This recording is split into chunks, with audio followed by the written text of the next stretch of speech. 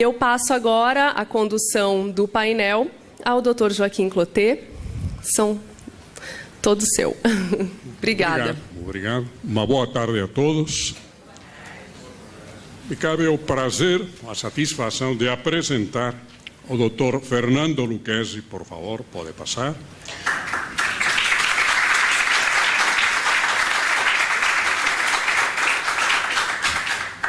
O Dr. Fernando Lucchesi é graduado em Medicina pela URGS, fez sua formação de cirurgião cardiovascular no Instituto de Cardiologia do Rio Grande do Sul e na Universidade do Alabama, em Birmingham, Estados Unidos. De volta ao Brasil, dedicou-se à atividade de cirurgião cardiovascular e chefe da unidade de pesquisa do Instituto de Cardiologia. Foi presidente da FAPERGS, chefe do Serviço de Cardiologia do Hospital Mãe de Deus. Após, transferiu-se para Santa Casa, onde dirige, desde 1988, o Hospital São Francisco de Cardiologia. Passo a palavra ao Dr. Lucchesi, que vai abordar o tema Luz é Vida para o Homem. Dr. Fernando Lucchesi, o senhor tem 20 minutos. Muito bem.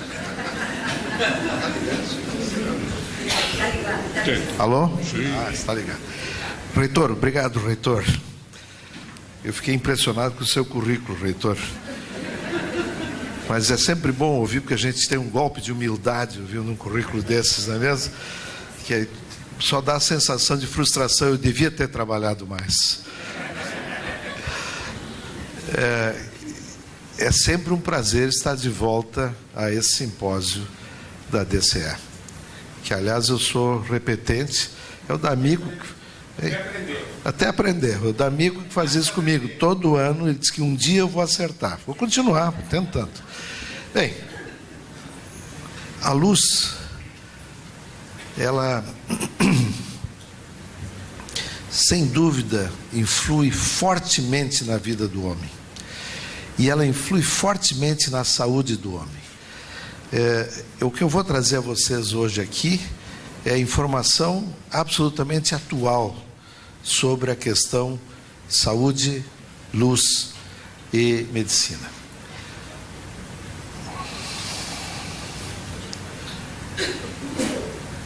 O Sol é o combustível da vida no planeta Terra. Nós somos todos extremamente dependentes do Sol. Começar pelo próprio alimento humano. A luz, o Sol, é responsável pelo milagre da fotossíntese, que permitiu a alimentação do homem desde a caverna. E a fotossíntese é um processo milagroso em que a luz age sobre a água, produzindo hidrogênio, separando do oxigênio, largando o oxigênio na atmosfera, e esse hidrogênio sendo alimentado, sendo utilizado para criar os cloroblastos, que são esses núcleos de energia, são pequenas usinas energéticas existentes dentro de cada célula vegetal.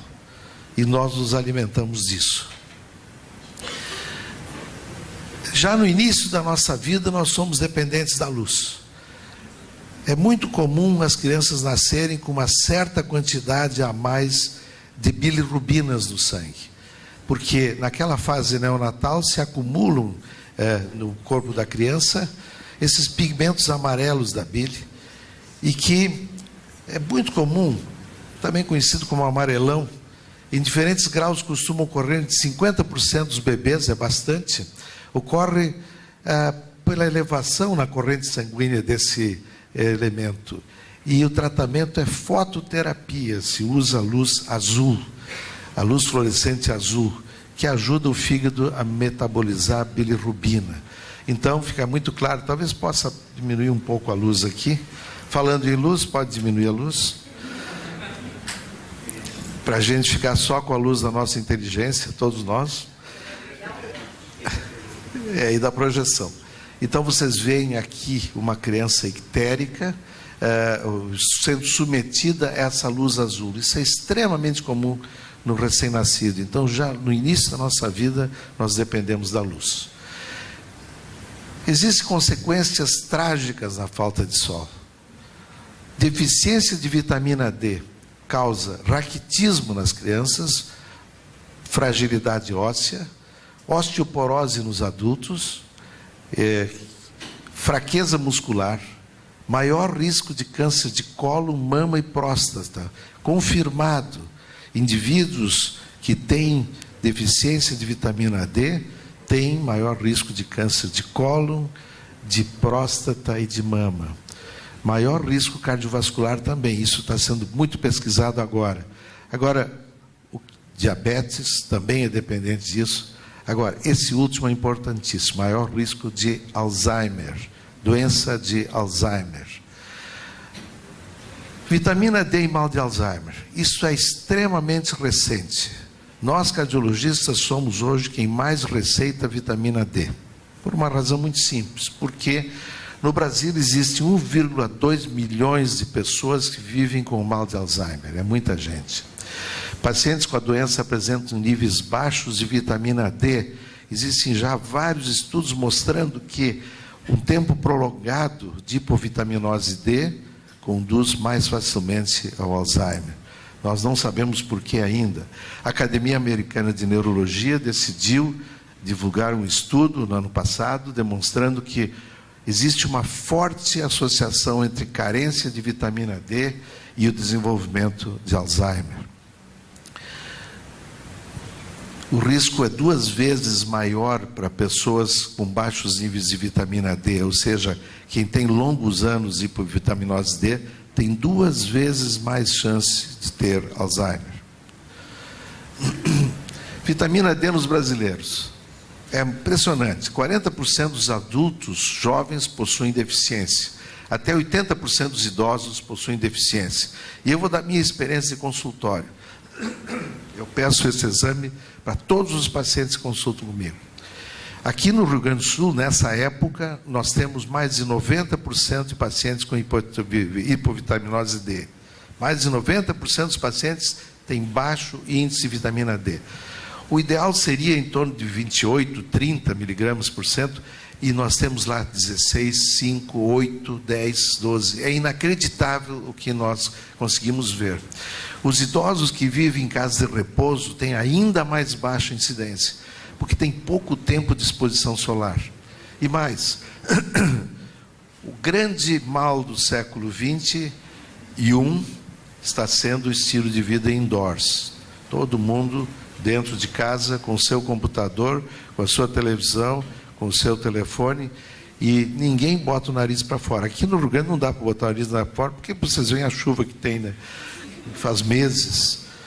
Bom, como é que funciona o sol sobre o organismo? Isso é extremamente importante eu mostrar para vocês.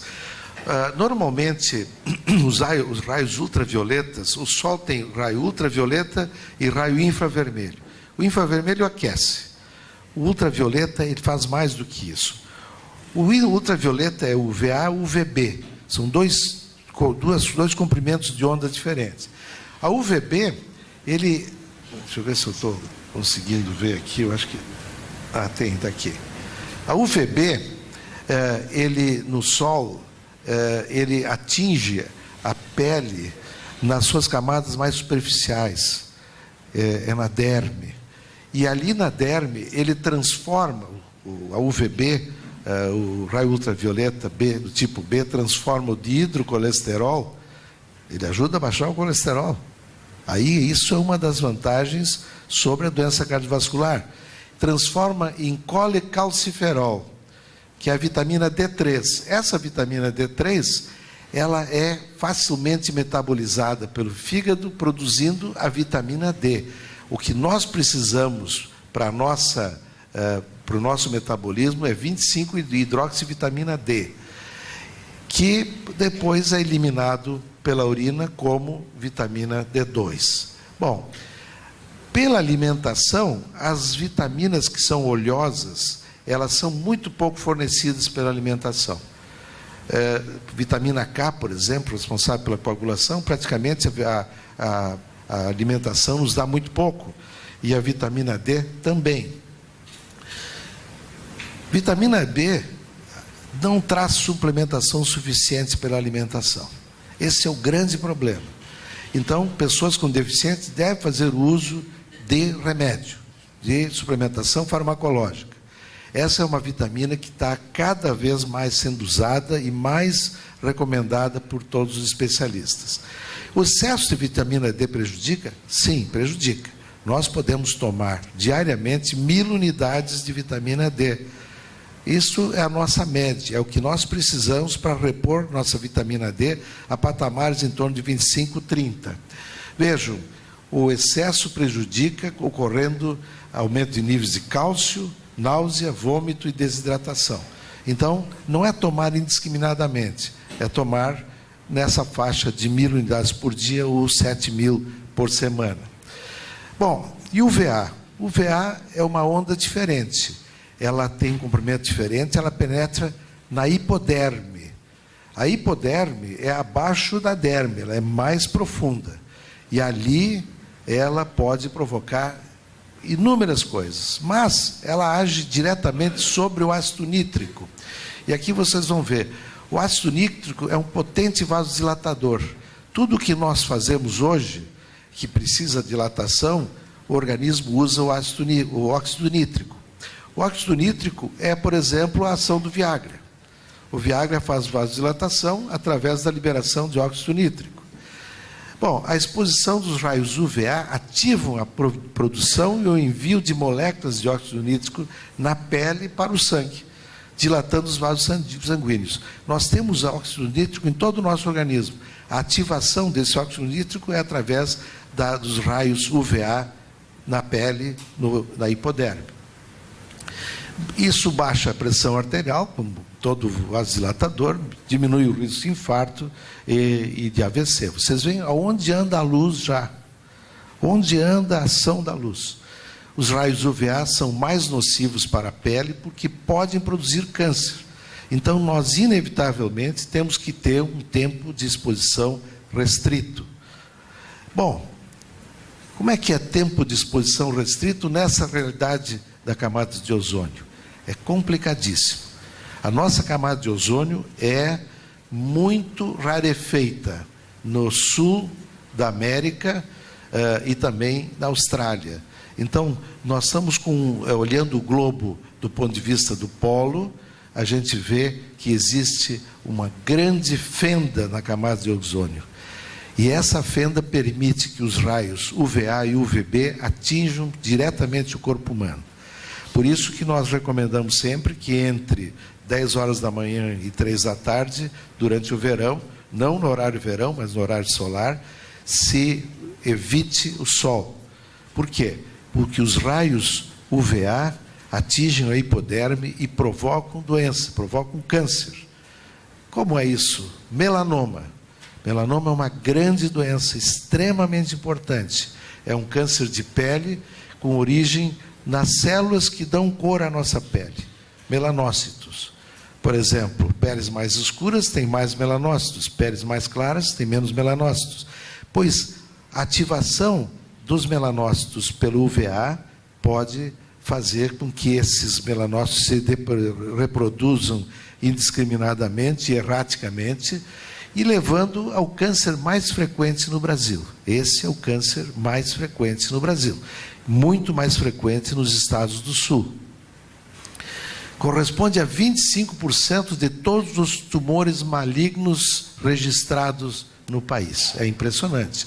Com um poder de metástase fantástica. Geralmente, quando o sujeito não se dá conta daquela pinta na pele, que eu devo aqui ter um exemplo, né? Bordas irregulares, superfície irregular, o sujeito não se dá conta. Quando ele vai observar a primeira manifestação, metástase cerebral, ou metástase hepática ou pulmonar. Os casos mais avançados de melanoma hoje ainda não têm tratamento. É talvez o câncer mais agressivo que existe hoje, dependendo então dessa nossa camada de ozônio e dos raios UVA. Vocês veem a importância da luz que o Sol nos gera. Nos estágios iniciais, o prognóstico é bom. Se consegue resolver na retirada do tumor e da drenagem linfática dos vários gânglios, procurando ver se existem já algumas metástases, então tirando os gânglios todos. E os resultados costumam ser bons, mas tem que detectar precocemente. Então, check-up anual de pele é formal a indicação aqui no nosso estado e na nossa região. Temos que fazer check-up de pele anualmente. Existe até hoje um procedimento que chama dermatoscopia e que é fotografada, peles são fotografadas, as pintas nossas, e que são acompanhadas a cada ano para ver as mudanças. Pode-se detectar um nevo superficial benigno em transformação precocemente, e a sua retirada cura a doença. Falta de solo e condições mentais. A falta de luz solar altera a produção de serotonina, dopamina e melatonina.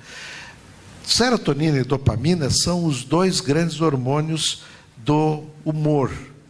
Provocam alterações de humor, diminuição de energia, distúrbios do sono. Então, vocês veem o seguinte: países com baixa incidência de luz solar possuem índices de depressão mais elevados. E, então, isolamento social associado à depressão acarreta um aumento de ocorrência de suicídios. Esses países nórdicos, principalmente, que às 4 da tarde já é noite, às 9 da manhã ainda não é dia, esses países onde existe muito isolamento social, os idosos principalmente sem relação social, existe uma grande incidência de suicídios. Então, falta de sol. O que se recomenda? Praticar atividade física, ter uma alimentação leve, forçar o convívio social e atividades ao ar livre com o clima hostil. Ajuda a suportar épocas de pouca luz solar. Quer dizer, em climas como o nosso aqui, nós temos que socializar e temos que ir para a rua. Na Finlândia, eles recomendam isso.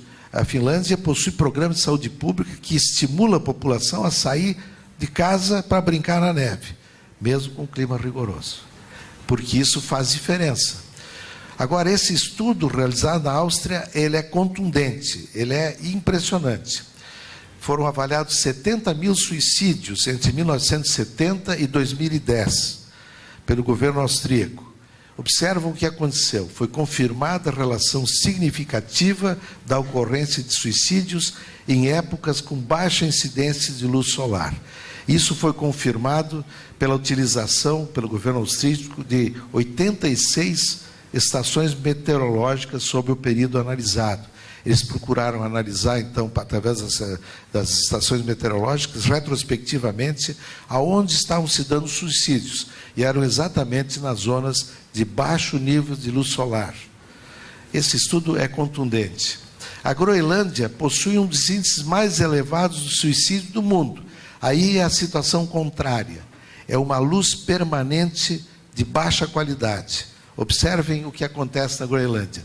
Segundo o estudo publicado no BMC Psychiatry, o pico de ocorrência de suicídio é no verão. Por quê?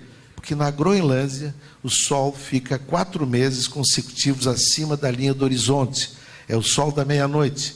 E a alteração do ciclo circadiano produz graves distúrbios do sono. Bom, essa é uma das explicações. O que é o ciclo circadiano? É o nosso relógio interno. Vocês observam que vocês levantam de manhã sem despertador.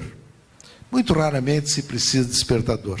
Por quê? Porque o nosso organismo já incorporou o horário de levantar de manhã. Inicia uma elevação da adrenalina e da dopamina no sangue e a pessoa acorda. E nós temos um círculo circadiano que nos mantém pressões mais altas de manhã, todos os dias, das 7 às 10, e, surpreendentemente, na semana, segundas-feiras de manhã também. Então, isso se repete, pois essa quebra que o sol da meia-noite produz na Groenlândia, que é este sol contínuo, nessas condições, durante 4 meses, altera o círculo circadiano e aumenta a depressão e aumenta o número de suicídios. Então vocês veem a importância da luz. Para completar, a luz, ela tem uma conotação que esse simpósio está colocando bem claro, uma conotação na vida do homem, na vida espiritual, na vida física do homem, mas nós podemos dizer que as almas se acendem umas nas outras como as velas, e mesmo assim não perdem seu brilho. Uma vela apagada encosta numa vela acesa, se acende e as duas permanecem com a mesma potência. Então as almas se acendem umas nas outras como as velas, mas é evidente que duas almas juntas, como as velas, dobram a luz do ambiente. Luz é vida e saúde para o ser humano. A falta de luz é geradora de doenças. Muito obrigado.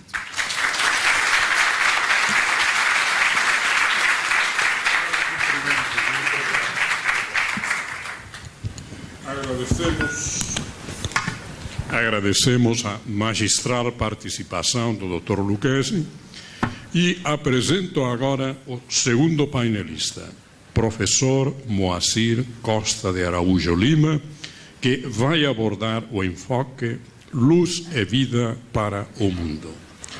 Dr. Moacir, por gentileza.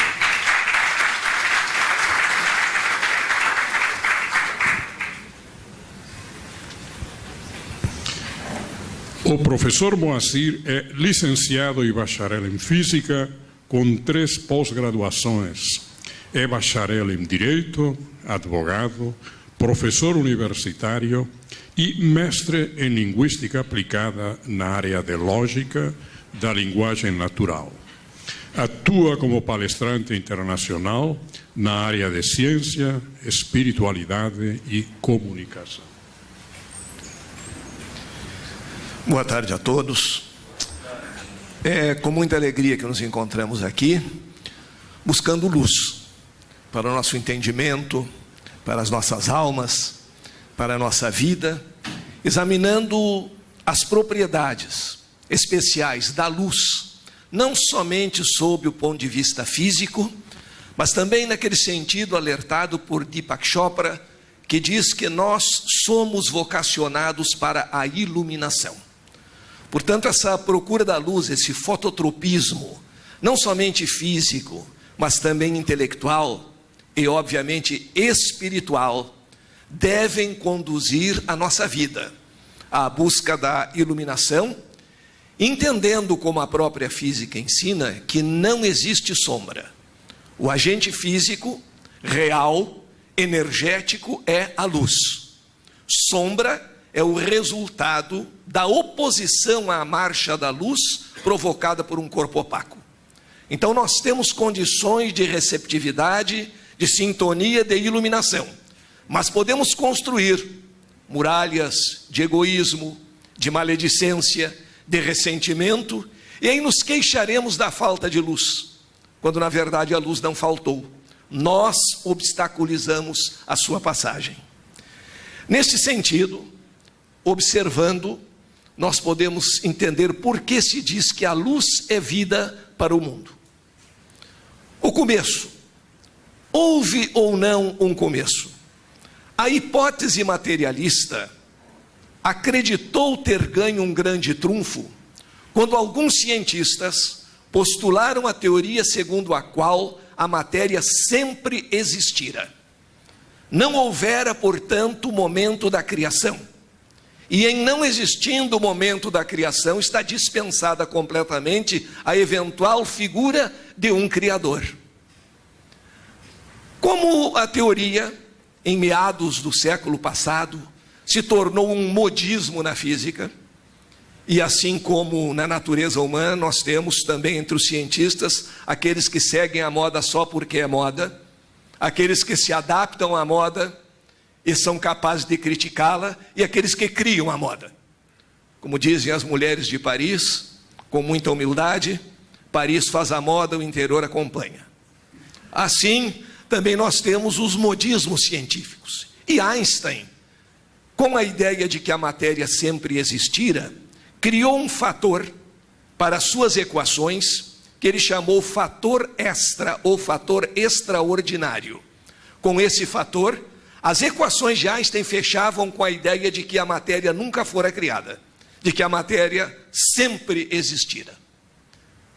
Mais adiante, por essas ironias do destino, um dos criadores da teoria da permanência da matéria, da eternidade da matéria, o físico Penzias, acompanhando um satélite francês de investigação meteorológica, captou o fundo de uma radiação muito antiga, cuja temperatura se aproximava do zero absoluto, e não teve dúvida de que aquela radiação correspondia aos ecos do Big Bang, a grande explosão inicial. Consequência, houve um começo.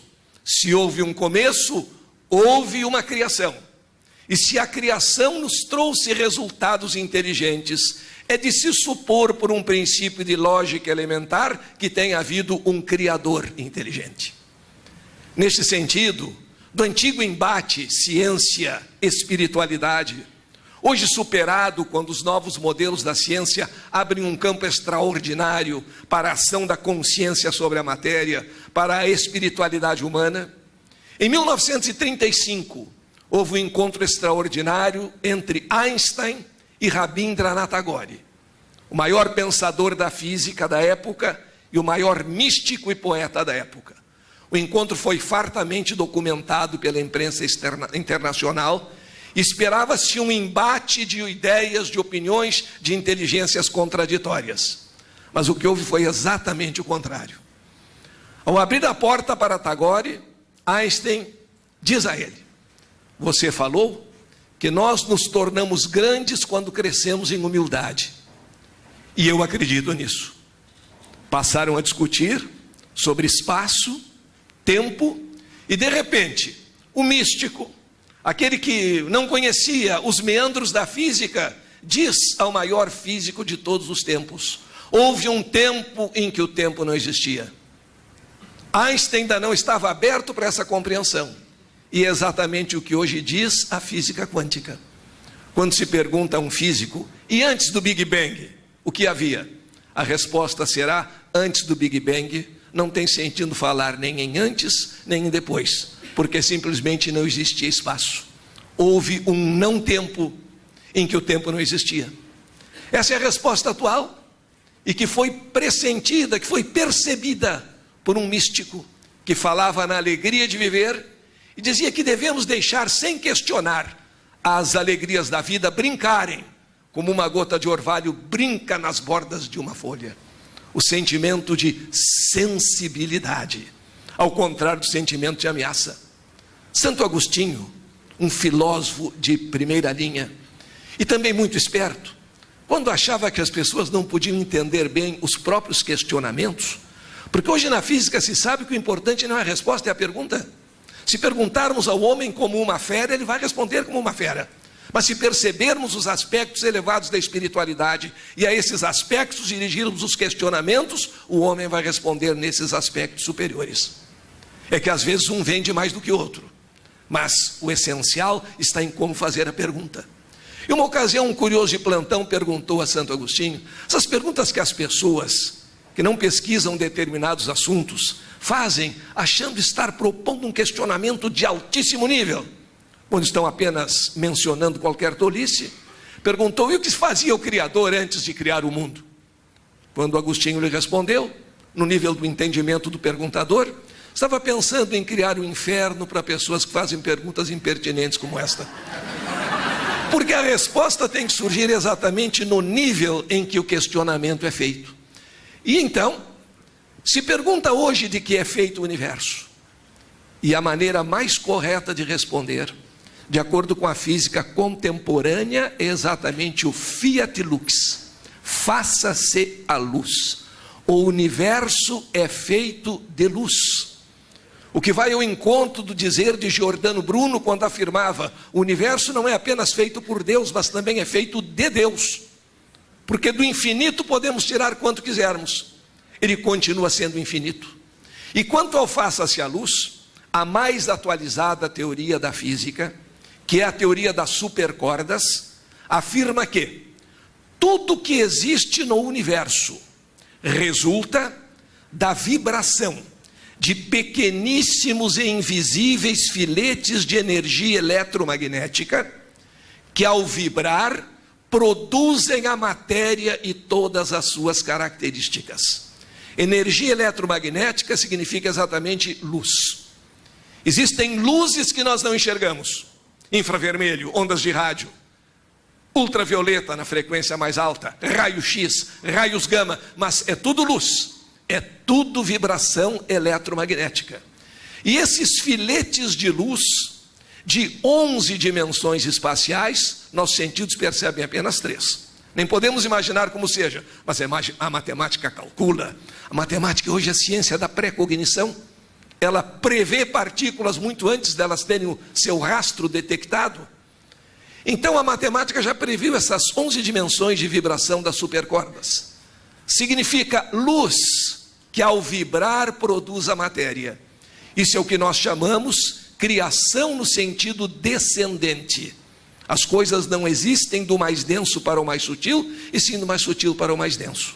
Basta examinarmos que uma casa, antes de ser um local habitável, foi o pensamento de um arquiteto, que depois transferiu para plantas, que depois transformou naquilo que nós chamamos uma realidade física. Então, se perguntarmos de que o mundo é feito de luz. E alguns grandes pensadores da filosofia da ciência, como Fritjof Capra, Amit Goswami, Fred Alan Wolf, têm dito que os 2 componentes fundamentais do universo são energia e intenção. Isso é um impacto para o materialismo, porque nem energia, nem intenção são coisas materiais. A matéria passou a um papel secundário, filha da luz, luz coagulada, luz a baixo teor vibratório, mas a grande realidade do universo é a luz. E, portanto, no nosso Big Bang, porque pelos multiversos podem haver vários, tudo começou com o Fiat Lux, e a luz se fez.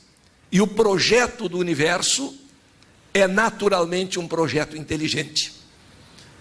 Por muito tempo, filósofos, cientistas se perguntaram e continuam se perguntando: universo e vida podem ser atribuídos ao acaso ou devem ser pensados como um projeto inteligente? Aí existe uma lei física, conhecida como lei da entropia, segundo princípio da termodinâmica, que é hoje bastante divulgado. Muitas pessoas, sendo perguntadas a respeito de entropia, se perguntarmos, por exemplo, para a nossa auxiliar de remoção de detritos e poeiras, o que é entropia, e se já ouviu falar, talvez ela nos diga que sim, mas só por dizer. E se o assunto for adiante, ela talvez diga: não, eu sei, eu já vi ali na casa da vizinha, que é muito compradora de coisas novas, em cima da pia havia 2 tubos, da entropia.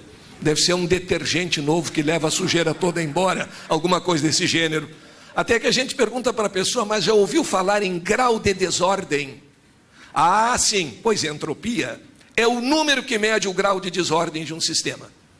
E ao natural, esse grau de desordem tende a aumentar. Só com forças organizadoras se consegue reduzir o chamado grau de entropia.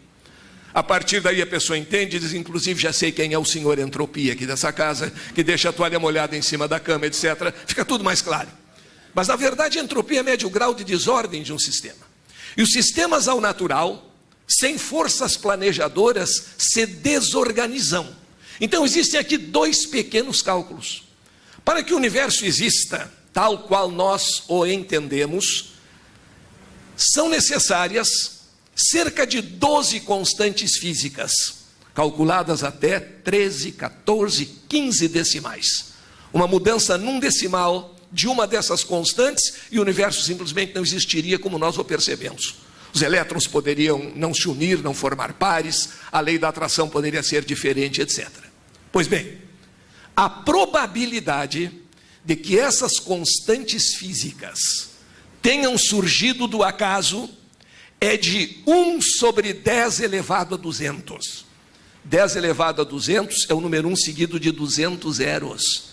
Essa é a probabilidade de que, ao acaso, e não por um princípio inteligente, essas constantes físicas tenham aparecido. E a vida que nós falamos, para que uma simples célula viva, combinação ordenada de enzimas e aminoácidos, pudesse existir, a probabilidade disso acontecer ao acaso é de 1 sobre 10 elevado a 1000. 10 elevado a 1000 é o número 1 seguido de 1000 zeros. É a mesma probabilidade de armazenar o vento. 1 sobre 10, ou pior, 1 sobre 10 elevado a 1000. Então é uma probabilidade que, se existir num jogo, ninguém aposta. A probabilidade de a vida ter surgido por acaso é de 1 vez em cada 1.000 vezes, o que nos leva a pensar cada vez mais num universo causal, ao invés de pensarmos num universo casual. Nesse sentido, hoje nós nos tornamos co-construtores do universo.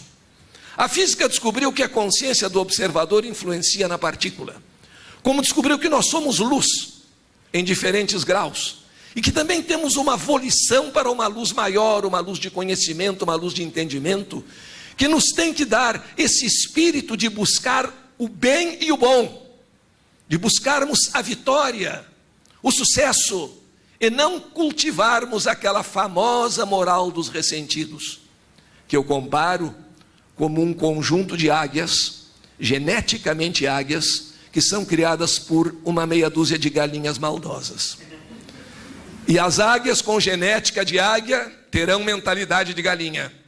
E as galinhas raivosas dirão às águias que é feio voar, que é feio ser altaneiro, que é feio caçar, que é feio buscar o próprio alimento, que o bom é viver das bolsas de milho que todo dia o fazendeiro distribui, que todo dia alguém lhes dá de resto. Não devem buscar a sua própria alimentação.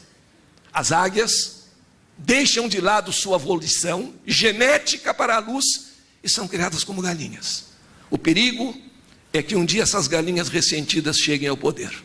Serão totalitárias, proibirão as águias de serem águias, proibirão a luz porque ofusca os seus olhos.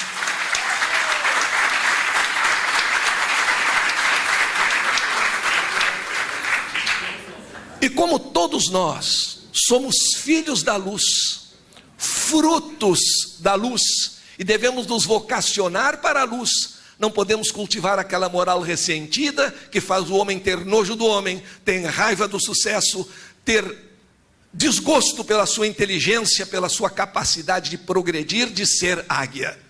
Se tivéssemos genética de galinha, estaria certo e muito justo que como galinhas vivêssemos. Mas se temos genética de águia, precisamos desenvolver as nossas possibilidades. Será um milagre? Não.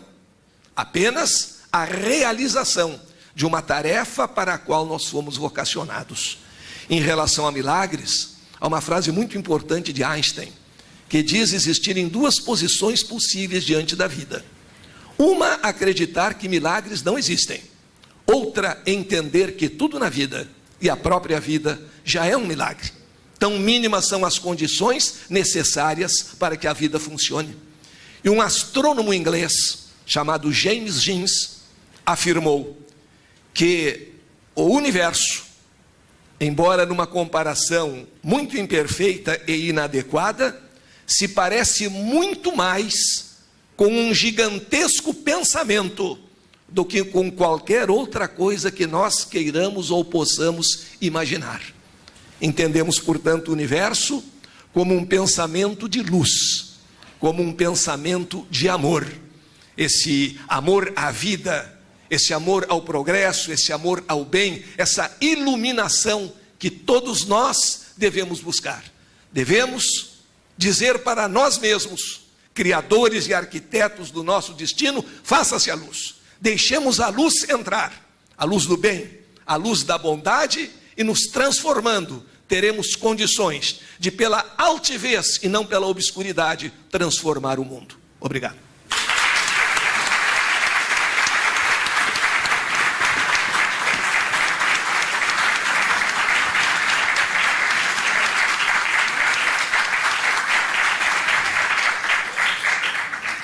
Agradecemos ao professor Moacir pela sua sábia exposição.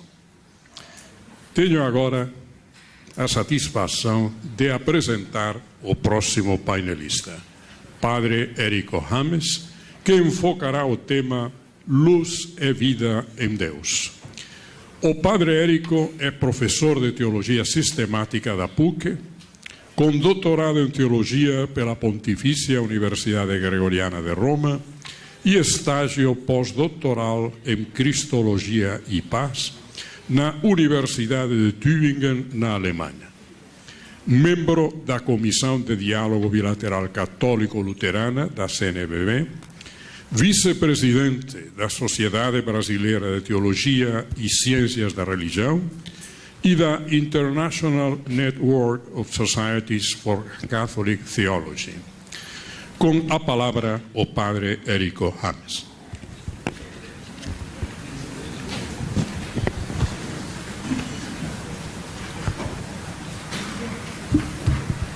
Muito obrigado à organização por esse convite. Muito obrigado, irmão Joaquim, pela apresentação, pela presidência. Obrigado aos colegas que me precederam. E meu assunto é vitamina D, para continuar. E é também luz na sua totalidade, como nós acabamos de ver. Então, vamos tentar trabalhar sobre esses dois temas. Deus é luz de vida, onde houver trevas, que eu faça a luz. Isso é o mote com o qual eu quero fazer essa reflexão. Passei o fim de semana em Gramado, por essas razões pastorais, e estava no meio do tema daqui. Então, quero acenar para isso. Os impactos, a relação está aí, Natal, luz. Portanto, nos primeiros temas que nós temos quando falamos de Deus é luz, a associação entre Natal e luz. Essa fotografia eu tirei de celular e está naturalmente meio ruim, mas talvez dê para identificar algumas coisas. O que eu queria destacar era, primeiro, que nós temos aqui uma vela, que é chamada Círio Pascal, uma vela que é do tempo de Páscoa, que é uma das grandes, é um dos momentos altos de celebração de luz no cristianismo. Mas além disso, a vela estava apagada depois do batismo e eu cheguei tarde, quer dizer, cheguei muito tarde na igreja de volta para fazer a foto. Aqui nós temos uma luz mais convencional, aqui luz natural, e aqui do lado, luzes muito pós-modernas já. LEDs e assim por diante. Só para dizer dessa associação que nós temos. Quando nós olhamos para a física, as diferentes aparições de luz mais estranhas, mais interessantes, mais motivadoras, que nós podemos encontrar, também sugestivas. Aqui uma pintura de Leonardo da Vinci, com o ser humano sendo iluminado, os diferentes raios de luz que projeta sobre o ser humano. E aqui uma ilustração que está no jornal The Guardian, uma ilustração artística dessa ideia de que no começo se faz a luz. Na narração bíblica, talvez a gente não tenha isso tão presente, logo no início, depois do caos, isso é dessa pré-entropia criadora, desse caos total, uma das primeiras tarefas para colocar ordem é: faça-se a luz, haja luz. E a luz foi feita. Diferentes autores, pensadores, teólogos, ficaram impactados com essa passagem. Idade Média, Grosseteste, mais recentemente Lemaitre, que foi o sujeito que, na sequência das equações einsteinianas, conseguiu descobrir e identificar a necessidade de que a lógica da física einsteiniana levava necessariamente a um início. Isso é, a uma não eternidade do universo e da matéria. Que era necessário que houvesse um início e esse início fosse, ele chamou de átomo, naquele momento. Ele não tinha os desenvolvimentos atuais, mas ele chamou isso de átomo. Então, um início que depois, e também simultaneamente, já começou a ser chamado de Big Bang, ironicamente, uma grande explosão inicial. Aqui uma variação de uma igreja italiana. O arquiteto está aí, foram vários arquitetos, o projeto de fato terminou mais tarde, mas houve 3 fases nessa igreja. E é interessante o jogo de luz que aí se apresenta. Um jogo de luz, vocês imaginem entrar dentro de uma igreja dessas, eu não conheço ela pessoalmente. Então, entrar nessa igreja, o efeito que deve dar esse jogo de luzes aí dentro. Mas nos leva àquela aproximação entre o divino e a luz. A igreja de gramado, igreja de pedra, com os diferentes jogos de luz, no meio de um Natal luz. Uma igreja destas, perdida, em Milão, nos introduzindo num ambiente de tranquilidade, de certo modo, mas também de fascinação pela diversidade da luz. Esse Anástasis, que é um dos grandes quadros, uma das grandes obras sobre esse tema da ressurreição de Jesus, que é justamente o tema da luz de Páscoa. E é interessante notar que Jesus na ressurreição vai em busca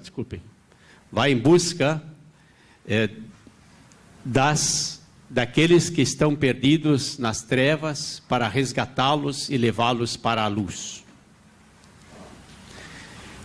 Grünewald, Isenheimer Altar, que é famoso, e esse quadro é famoso, de novo, um jogo semelhante de luz. É interessante que aqui atrás, vocês olhem, eu usei o fundo de vocês aqui, da ADCE, e podem acompanhar o mesmo movimento. Isso não é por acaso. Quer dizer, de um movimento ascendente, iluminador, que nós vamos observando, para trazer do meio da noite, do meio do sofrimento, do meio da angústia, do meio da perda e da desorientação, a iluminação, a luz daquele que é retirado do mundo das trevas, da morte e do Sheol. Então, algumas repercussões disso, algumas indicações. Não dá para, obviamente, desenvolver isso muito rápido, muito tempo. Uma primeira observação muito interessante é que a palavra Deus, nossa, vem de Deivus, no sânscrito, e vai gerar essa palavra Deus em diferentes línguas, e numa delas, a própria palavra Deus é dia.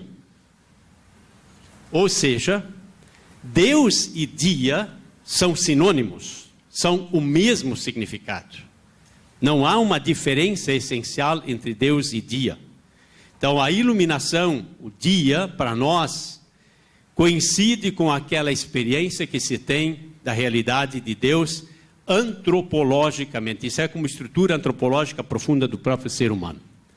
A tradição filosófica, desde os pré-socráticos, Demócrito e assim por diante, até os nossos dias, sempre de novo o tema da luz aparece. E não por nada, nós temos um grande movimento chamado iluminismo. O iluminismo é a apropriação do sentido de compreensão transformado posteriormente em um programa de maturação adulto, tornar o ser humano adulto. O ser humano adulto é aquele que tem a capacidade de compreender e de entender. Na simbólica religiosa, na tradição bíblica, a palavra hebraica or aparece mais de 800 vezes na Bíblia hebraica. Correspondente na tradução grega, nós temos a palavra phos, ou suas derivadas, que também vem para o Novo Testamento. E no Novo Testamento nós vamos encontrar esse termo em diferentes contextos, depois eu falo sobre isso. Na tradição teológica, Irineu de Lyon, Santo Irineu de Lyon, no século III, Santo Agostinho, no século V, Boaventura, Tomás de Aquino, etc. Inúmeros autores vão adotar essa metáfora, com isso eu estou usando uma palavra agora, especial, a metáfora da luz para falar do mistério de Deus. O que eu quero sublinhar aqui, nessa tradição especialmente, é a separação muito clara na tradição teológica entre a luz incriada, a origem da luz, e a luz criada. Um pouco na ideia do que o Lucchesi também mostrou, de que nós tomamos luz de Deus, mas nós não somos a luz, nós somos iluminados por Deus e depois, por isso, nos tornamos, por exemplo, luz do mundo. A tradição litúrgica, no judaísmo, a festa do templo, a Hanukkah, a festa das luzes, que depois vai também gerar no cristianismo outras correspondências. A ressurreição de Jesus, como nós vimos na tradição iconográfica, o Natal, Pentecostes, de alguma forma, lembram que eram línguas de fogo, portanto, fagulhas. Na tradição mística, para os místicos, muitas vezes a presença de Deus é uma luz muito forte e inabarcável, de diferentes maneiras, e sempre se coloca a Deus ou ao mistério de Deus como a luz. Mas também existe o contraditório, que é o mal que pode se disfarçar em luz. Essa referência está também na Evangelii Gaudium, que é a última encíclica do Papa Francisco, onde ele fala dessa distorção. Nós temos uma certa tradição de um personagem chamado Lúcifer, que é um problema de tradução de São Jerônimo. Quando traduziu o livro de Jeremias, ele errou lá alguma tradução, mas chamou de Lúcifer uma determinada contraposição a Deus. Lúcifer significa aquele que faz luz, que é portador de luz. E o demônio, o chefe dos demônios, seria aquele que deveria ter participado e continuado na luz, mas se contrapõe à luz divina e, portanto, gera o contraditório da luz. Então, o mal disfarçado de luz pode-se ter perfeitamente no conjunto da nossa própria sociedade até os dias de hoje, e Jesus de Nazaré, que é, então, qualificado em Niceia como luz da luz. Eu só faço referência aqui a essa passagem do conceito de luz. Newton e a física clássica entendiam que a luz eram partículas. Esse sujeito, em 1801, começa a mostrar que a luz não é partículas simplesmente, mas é onda.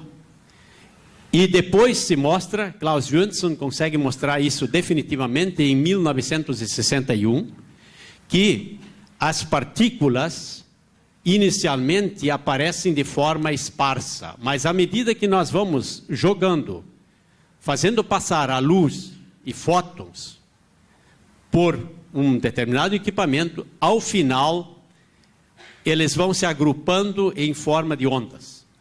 Qual é a moral dessa história? A moral dessa história, como vocês podem saber, é que a luz não é nem partícula nem onda, mas se comporta como ambas. E nós não conseguimos definir isso de uma forma isolada, com muita facilidade, e no cotidiano a luz se comporta tanto de uma ou de outra forma. Isso significa agora para Deus e para a nossa realidade, que a realidade muitas vezes é muito mais complexa e complicada do que nós observamos à primeira vista. Aqui a famosa equação de Einstein, só que eu substituí o C pelo número, ou seja, a velocidade da luz, assim como ela é medida, com a consequência de que o tempo e o espaço agora não são mais grandezas fechadas, mas são grandezas que dependem da sua relação com a velocidade da luz. Estão condicionadas. Então, o que significa isso do ponto de vista para a metáfora da luz em teologia? Significa que se nós tomarmos Deus como uma constante, então a nossa própria vida se ilumina e se condiciona e se qualifica de modo distinto, passando por situações de doença, por situações de saúde, por situações de felicidade, por situações de necessidades. Além disso, o que estava na imagem anterior, os indivíduos isoladamente não funcionam e não têm identidade. É quando eles são projetados em conjunto que eles começam a criar figuras e configurações. Portanto, na sua relacionalidade ao mistério de Deus é que nós podemos compreender-nos mais profundamente.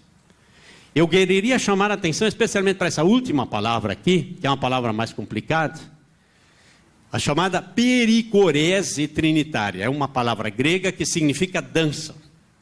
Ou seja, quando nós cristãos falamos de Deus, nós falamos do Pai, do Filho e do Espírito. Mas o Pai não é Pai sem o Filho, e nem o Filho sem o Pai, e nem o Espírito sem o Pai, e sem o Filho. Existe uma dança pela qual todos estão em todos e todos se constituem reciprocamente. Os três se constituem reciprocamente. Se Deus é luz, então a nossa vida é uma vida que vai para dentro de Deus e se faz presente em nós no mistério de Deus. O que é que nós, sadiamente, em boa teologia, precisamos evitar nesse contexto? Uma primeira coisa é pensar que tudo é Deus. Não. Teologicamente, do ponto de vista cristão, Deus é Deus e o que não é Deus, não é Deus. Essa distinção, desde Ireneu de Lyon para cá, sempre foi sustentada e mantida. Segundo, fazer uma salada, quer dizer, um mixer, botar todos os conceitos dentro de um mixer, dentro de um processador, e tirar uma espécie de suprassumo religioso, também não funciona para pessoas que tenham sentido adequado da distinção das coisas, apesar de sua relacionalidade. É necessário distinguir sem separar. Terceiro, o gnosticismo, que funciona de acordo com a iluminação. Quer dizer, nós vamos nos iluminando e vamos subindo a escala até nos tornarmos deuses. No cristianismo isso não funciona, nem no judaísmo. Cristianismo e judaísmo distinguem criador e criatura. Deus é Deus e o que não é Deus, não é Deus.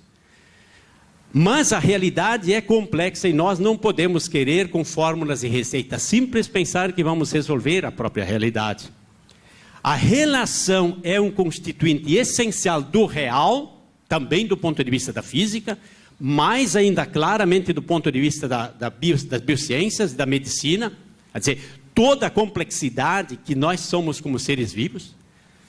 Então, a imagem desta relacionalidade do real é também a imagem da relacionalidade no mistério de Deus. Deus é relação. Deixa eu voltar aqui. Então, o mistério pascal, a luz de Cristo, o batismo, em que nós temos um ritual de entrega da luz, para nós sermos luzes do mundo, luz do mundo, e o ser humano como ser com seu semelhante. Ninguém de nós é alguém se não tiver ninguém. Sem ninguém, todos nós somos ninguém também. Somos nada. Todos nós dependemos vitalmente, essencialmente, antropológica e constitutivamente, de sermos uns com os outros. Portanto, a noção de pessoa. Eu sou, tu és, ele, ela, nós, vós, eles, elas, vocês e assim por diante. Daí a nossa casa comum, a qual faz referência à encíclica do Papa Francisco, sobre a qual vocês ouvirão ainda. Essa casa comum é comum porque tudo que nós fazemos, cada um de nós e cada uma de nós faz ou deixa de fazer, tem impacto sobre essa nossa casa comum. A construção da paz, e a paz aqui deve ser entendida como superação da violência. 50% dos brasileiros acham que bandido bom é bandido morto. 50% dos brasileiros. Bom, se isto é verdade, o Brasil é um país homicida. É um país que mata, que destrói. E a prova é que nós matamos 59 mil pessoas por ano por assassinato direto, sem contar o que nós matamos no trânsito. Isso é contrário à luz. Isso prova que nós somos um país entenebrecido, tenebroso, perigoso para a vida. É muito perigoso viver no Brasil. Muito perigoso. E depende de nós transformarmos esta realidade para que sejamos uma realidade de vida. Infelizmente, aqui o contraste, agora eu me enganei com o contraste, mas tem algumas citações bíblicas que dizem respeito a esse tema. Claro que nós poderíamos começar por essa referência de Paulo, primeiras referências de Paulo sobre a relação de que nós somos chamados à luz, à vivência da luz. Das trevas brilhará a luz, isso é, nós somos chamados e Cristo é esta luz.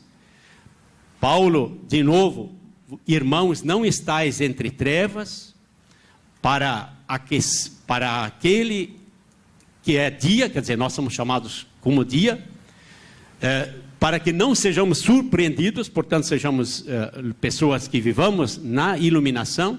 Eu quero citar especialmente a carta aos Romanos, no capítulo 13,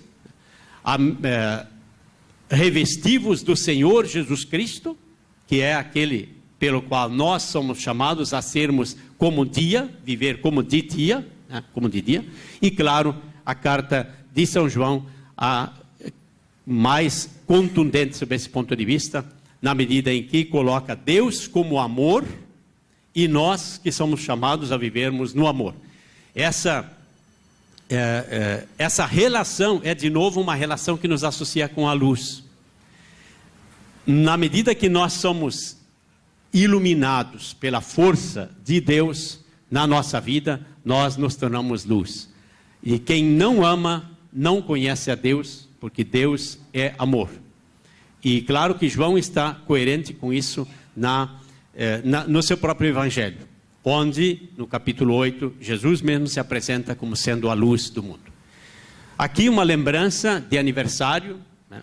Ontem e hoje, queda do Muro de Berlim, o professor Moacir lembrava as muralhas, construção de muralhas, e o que é interessante é que foi em manifestações de segundas-feiras na igreja de São Nicolau, em Leipzig, que começou todo esse movimento que acaba gerando a queda do Muro de Berlim.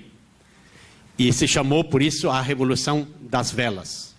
A Revolução das Velas, na medida que velas acesas foram reunindo pessoas e progressivamente unindo a população e a sociedade da Alemanha Oriental para esclarecer de uma vez por todas o fim desse regime de ditadura. Boate Kiss, aqui entre nós, e para encerrar, a lembrança de Francisco de Assis, embora a oração não seja dele, mas a frase que me interessa: onde houver trevas, que eu leve a luz, e que nós devemos a luz. Muito obrigado.